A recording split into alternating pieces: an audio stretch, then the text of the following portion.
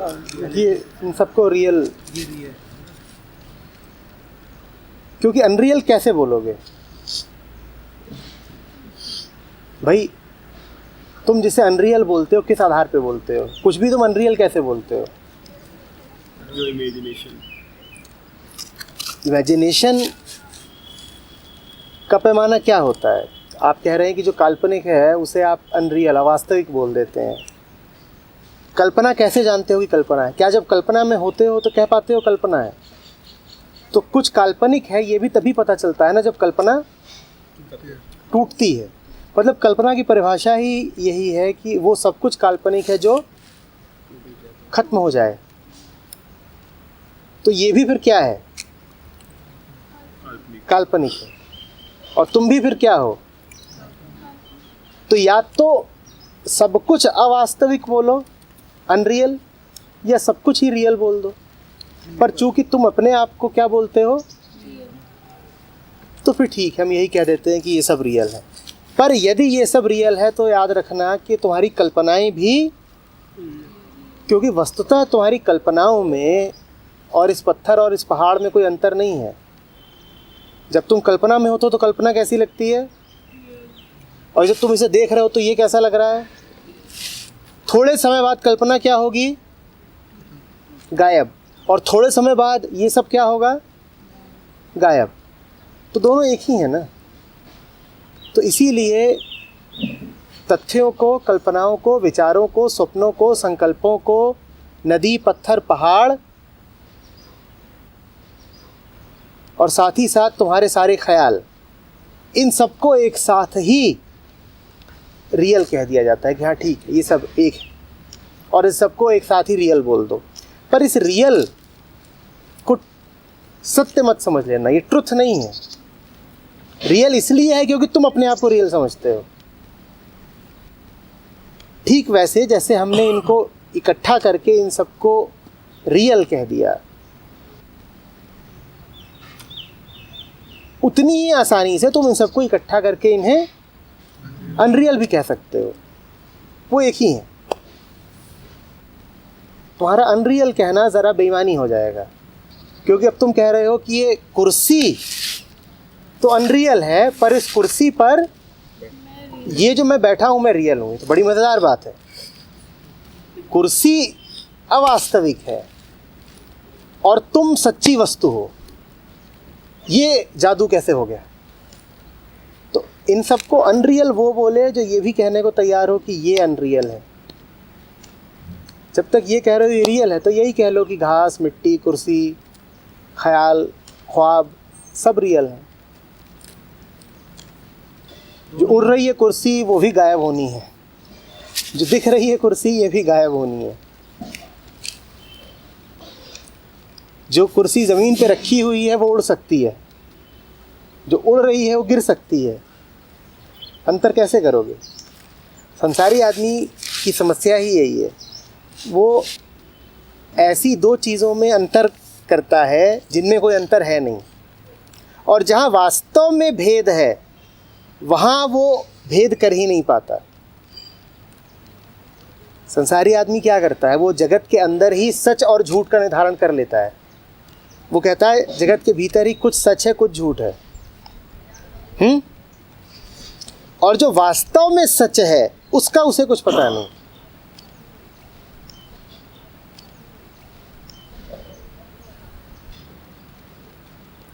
देखो फिर कह रहा हूँ, आध्यात्मिकता उनके लिए है जो उतनी सांकरी गली से गुजरने को तैयार हो। वैज्ञानिक का मन उतना सूक्ष्म नहीं होता। तुम संसारी जीव हो, तुम्हारे लिए उत्कृष्टतम कोटि का मन वैज्ञानिक का ही है, क्योंकि तुम जहाँ खड़े हो वहाँ से तुम्हें वैज्ञानिक बहुत ऊंचा लगता है। पर जहाँ अध्यात्म है वहाँ से वैज्ञानिक बहुत बौना है, क्योंकि वैज्ञानिक हमेशा द्वैत की भाषा में बात करता है। अध्यात्म की दृष्टि से तो वैज्ञानिक ठीक वहीं है जहाँ कोई और। वैज्ञानिक है तो वो भी मतलब काफ़ी संकीर्ण है और चीज़ों मतलब फैक्ट्स और उन पे ही रहते हैं। पर उन्होंने बहुत सारी चीज़ों को सच कह दिया है। मतलब सत्य की जो हम परिभाषा कह रहे थे, हर कुछ झूठ, बस उस एक के अलावा, तो उनकी परिभाषा गलत हो गई ना, तभी तो वो उतनी संकरी से वो शुरुआत ही गलत करता है। वैज्ञानिक शुरुआत ही गलत करता है। वैज्ञानिक को पत्थर दिखाई पड़ता है तो तुरंत क्या कहता है? पत्थर है। पत्थर है ये उसने मान लिया, ये उसका अंधविश्वास है। तो वैज्ञानिक शुरुआत ही अपने एक अंधविश्वास से करता है, सुपरस्टिशन से। अब उसके बाद वो कहता है पत्थर क्या है। बात समझ रहे हो? ये उसने मान लिया पहले कि पत्थर है तो है, दिख रहा है तो है, इंद्रियां कह रही हैं पत्थर है तो होगा ज़रूर। ये उसने जांचा ही नहीं कि ये इंद्रियों का खेल क्या है, पत्थर का दिखना, ये चीज़ क्या है, दिखना, ये पूरी प्रक्रिया क्या है, ये उसने नहीं जांचा। उसने कहा पत्थर है। अब मैं ये जांचूंगा कि पत्थर क्या है, तो पत्थर के भीतर घुसेगा, उसे काटेगा, फाटेगा, अणु परमाणु दुनिया भर के प्रयोग करेगा, पर वो ये कभी नहीं कहेगा पत्थर है कि नहीं है। तो विज्ञान के मूल में ही अंधविश्वास बैठा हुआ है। अब जब तुम्हारी शुरुआत ही अंधविश्वास से हुई हो तो आगे तुम कौन सा सत्य जान लोगे? काल को देखने के लिए, उस पूर्ण चक्र को देखने के लिए तुम्हें अपने आप से ज़रा आगे जाना पड़ता है। चूँकि तुम जीते हो मात्र कुछ साल, तो इसीलिए तुम्हारे जो देखने का पैमाना भी होता है ना, वो कुछ सालों तक ही सीमित होता है। अनंतता में तुम नहीं झांक पाते, तुम सालों की भाषा में बात करते रह जाते हो। वो साल कितने भी हो सकते हैं, तुम 100 का 1000 बना लो, 1000 का लाख बना लो, अरब बना लो, खरब बना लो, पर चूंकि तुम्हारा देह काल सीमित है, इसीलिए तुम हमेशा सीमित समय की भाषा में बात करते हो। अब ये जो वृत्त है वो है अनंत, बहुत लंबा वृत्त है। इसमें तुम हो एक छोटे से बिंदु। जब इतना बड़ा वृत्त है तो तुम्हारा आना और जाना वो एक ही बात है, छोटे से छोटा है। तुम अपने दीर्घ जीवन काल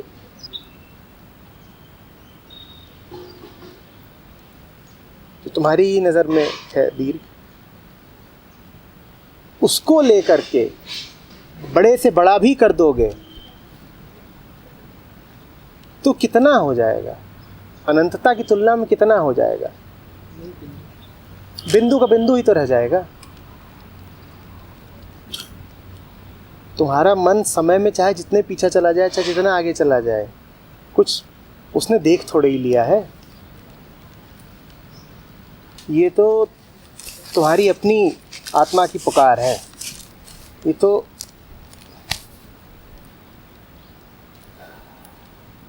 अनंत का दिया हुआ दायित्व तो है कि जब तुम सच को परिभाषित करने निकलते हो तो तुम कहते हो कि छोटे को हम सच मान ही नहीं सकते। अब क्यों नहीं मान सकते छोटे को सच? इसका कोई तर्क नहीं दिया जा सकता। कोई तुमसे कहे कि तुम उसी को सच क्यों मान रहे हो जो अमर है, तुम उसको सच क्यों नहीं मान रहे जो क्षणभंगुर है, तो इसका कोई उत्तर नहीं हो सकता। ये तो तुम यही कह सकते हो कि जी नहीं करता मानने का। हम कैसे उसको सच मान लें जो आज है कल नहीं? पर हाँ, कोई हो सकता है जो सच की अपनी दूसरी परिभाषा बना ले, तुम उससे बहस नहीं कर सकते। ये तो फिर कहा ना कि इसके लिए बहुत तगड़ा मन चाहिए जो कहे कि सत्य वो जो एक बार कह दिया कि सत्य है तो बदलेगा नहीं, प्रोविजनल नहीं हो सकता। ये नहीं कि हम कह रहे हैं सच है पर कल कोई और आकर के यदि सिद्ध कर दे झूठ है तो हम मान लेंगे। ये तो बड़ा ही नपुंसक आदमी है। तुमने कहा ही क्योंकि फिर सच है। तुम उसे कह दो कि है कल्पना है, हमने कुछ ऐसे कह दिया है, फिर उसे ट्रुथ इत्यादि मत कहो। असल में विज्ञान का सत्य से कोई लेना ही देना नहीं है। जो खरे वैज्ञानिक हैं वो ये जानते हैं और वो ये स्वीकार करते हैं कि वो मटीरियल की तहकीकात कर रहे हैं, सत्य की नहीं। उन्हें अच्छे से पता है, और वहाँ तक बात ठीक है। विज्ञान कभी ये प्रश्न थोड़ी पूछेगा कि डज यूनिवर्स एग्जिस्ट। वो ये कह देगा कि यूनिवर्स कितना पुराना है, चलो पता लगा लें। वो ये कह देगा कि चलो कॉन्ट्रैक्टिंग है, एक्सपेंडिंग है, ये पता लगा लें। पर किसी वैज्ञानिक को ये प्रश्न पूछते देखा है क्या कि ये जो दिख रहा है ये अस्तित्वमान है भी कि नहीं? वो ये सवाल इसलिए नहीं पूछता क्योंकि अगर ये पूछोगे कि ये सब है कि नहीं, तो ये भी पूछना पड़ेगा कि मैं हूँ कि नहीं। अब इसमें तुम्हारा अपना अहंकार, तुम्हारा अपना होना ही प्रश्न के दायरे में आ जाता है। तुम डर जाते हो। इतनी हिम्मत वैज्ञानिक की होती नहीं ना कि वो अपने होने पर ही सवाल लगा दे। फिर उसने सीधे ही कह दिया है कि मेरा पूरा शोध सत्य से संबंधित है ही नहीं, तो मैं जो कुछ कर रहा हूं वो बाय डेफिनिशन कोई हल्की चीज़ है, सत्य से इसका कोई लेना देना नहीं है। वो ही कह सकता है। कोई ईमानदारी से यही कह दे कि हम हवाई चिराग पर रिसर्च कर रहे हैं, आकाश पुष्प पर किताबें लिख रहे हैं, तो ठीक लिख सकते हैं।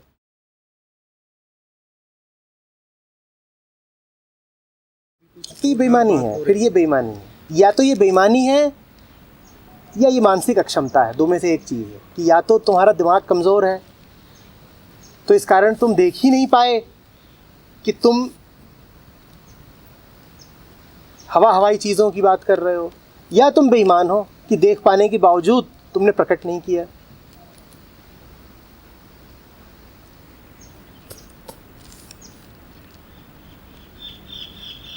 देखो, ये जितने लोग जिन्होंने बुद्धि चला करके इधर से उधर से तमाम तरह की बातें कही हैं, ये वैसे ही लोग हैं जो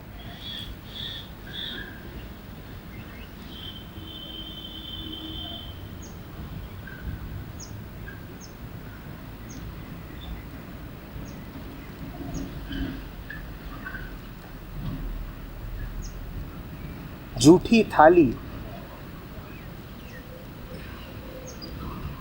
में से बचे खुचे दो चार चावल के दाने चाटते। ये पूरा भी चाट लेंगे तो इन्हें 4 दाने मिलेंगे। ये इन्होंने पूरा भरा हुआ पात्र अस्वीकार कर दिया है, जहाँ हाथ डालते तो पूरी हथेली भर जाती।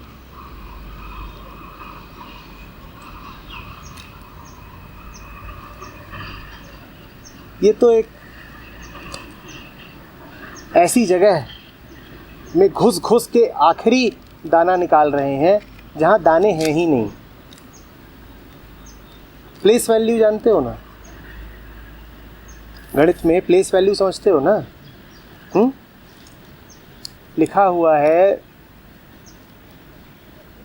14,56,324 रुपये। 14,56,324 रुपये। इसमें जो एक है उसकी प्लेस वैल्यू क्या है? उसकी प्लेस वैल्यू है 10 लाख। और जो 2 है उसकी प्लेस वैल्यू क्या है? 10। अब कोई कहे कि मुझे आगे बढ़ना है, मुझे आगे बढ़ना है, मुझे चीज़ और आगे बढ़ानी है, और वो 14,56,324 रुपये जो लिखा हुआ है उसमें 2 को बढ़ा के 9 कर दे। अधिक से अधिक 9 तक जा सकता है ना, बिल्कुल सीमा तक पहुंच गया, अब 9 से आगे कहीं नहीं जा सकता। तो भी उसने क्या उखाड़ लिया, क्या कर लिया? विज्ञान ऐसा ही है, वो एक ऐसी जगह पर सीमा छूने की कोशिश कर रहा है जिसकी कोई प्लेस वैल्यू ही नहीं है। आध्यात्मिकता ऐसी है कि ऊंचे से ऊंचे तक पहुंचती है। वो 14,56,324 में अगर किसी को छुएगी तो किसको छुएगी? एक को। वो कहेगी अब वहां जाकर के एक को अगर 2 भी कर लिया तो 10 लाख। और विज्ञान अगर उस 24 में 2 को 9 भी कर दे तो क्या पा गया? आयाम का अंतर है, डायमेंशन का अंतर है। तुम कहाँ तलाश रहे हो इस बात का अंतर है। विज्ञान जहाँ तलाश रहा है वहाँ मिलेगा ही नहीं। वहाँ तुम बहुत भी कर लोगे तो कुछ नहीं कर पाओगे। और आध्यात्मिक मन जहाँ कर रहा है वहाँ थोड़ा भी किया तो बहुत हो जाएगा। इसीलिए कहता हूँ ना, स्पिरिचुअलिटी इज रियल स्मार्टनेस, कि वहाँ 1 का 2 भी किया तो कितने का मुनाफा? हाँ, 10 लाख। और यहाँ 2 का 9 भी किया तो क्या पाए? 70 रुपया। लो बाबू, लो और निकलो, इसी काबिल हो तुम। बिल्कुल सीमा तक पहुंच गए, और कुछ कर भी नहीं सकते। वहीं बैठ के झुंझलाओ, चीखो, उकताओ, चिढ़ो। क्या करोगे? सीमा पे सर मारोगे और क्या करोगे? और वो सीमा टूटेगी नहीं। 9 तक ही जा सकते थे। विज्ञान के साथ अब हो भी तो यही रहा है, करीब करीब सीमा पर पहुंच गया है।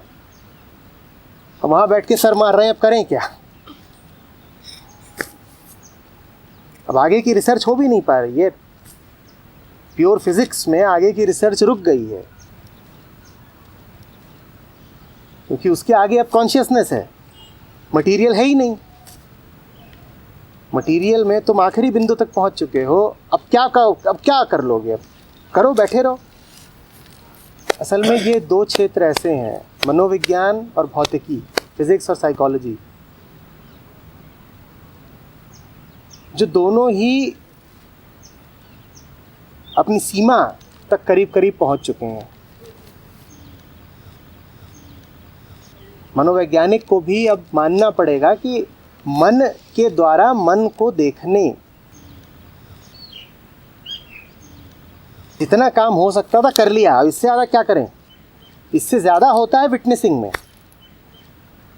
वो मनोविज्ञान के दायरे में आता नहीं। वो ऑब्जर्वेशन करते हैं, विटनेसिंग तो जानते नहीं।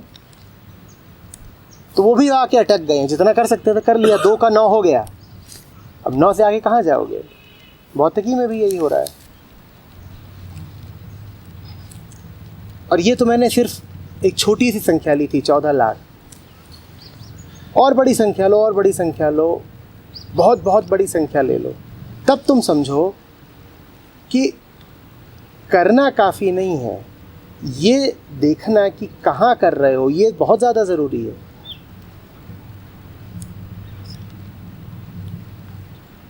अरब खरब तरब वहाँ पे 1 का 2 करा, और यहाँ पर 10, 20, 100 इनमें जा कर के हिलाते रहे।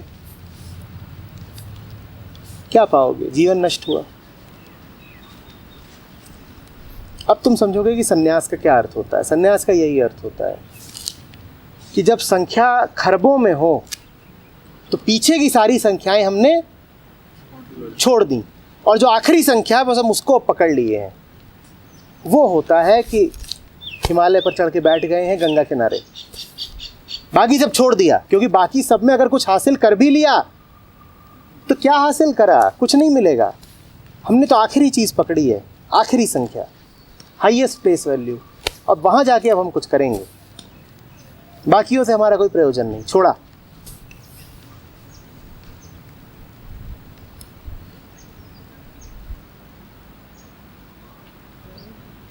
और चूंकि तुम आते हो और जाते हो तो तुमने मान ही लिया कि यूनिवर्स भी आया होगा और जाएगा। तुम देख रहे हो ना, ये सब अहंकार के खेल हैं। चूंकि तुम्हारा एक आकार है, इसीलिए तुम हर चीज़ का आकार निकालना चाहते हो। उसका हो ही ना आकार तो।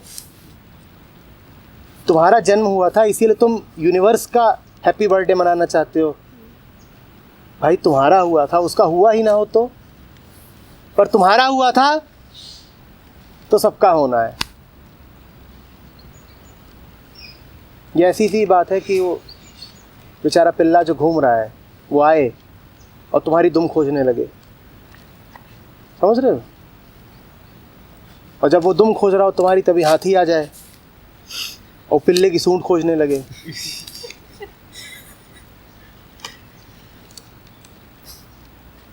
मेरा है तो सबका होना चाहिए। होगा नहीं, होना चाहिए, निश्चित है। पूछे कि यूनिवर्स की उम्र कितनी है, उसकी नहीं है, तुम्हारी है।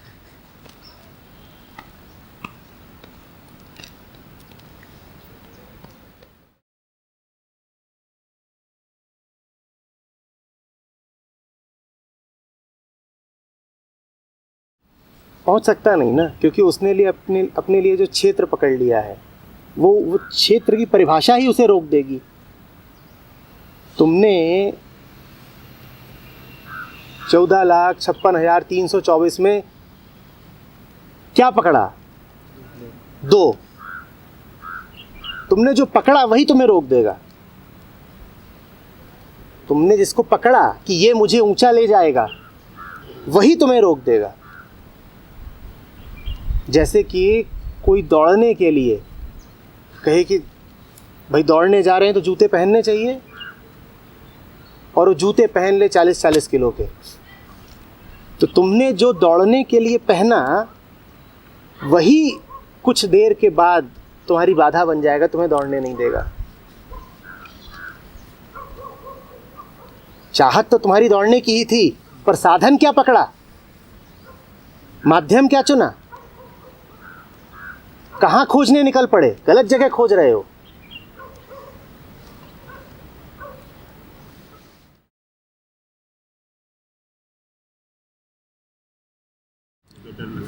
डाउट न बचे, ये हमारे मन की स्थिति होगी जब वो सत्य में समाहित होगा।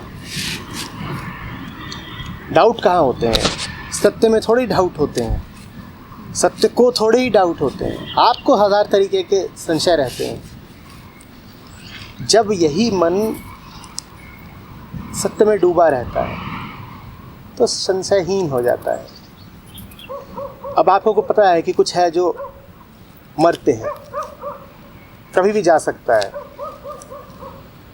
जाना पक्का नहीं है, समय के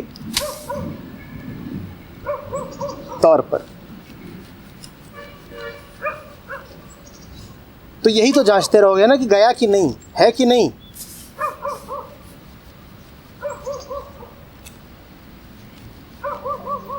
पता है जा सकता है।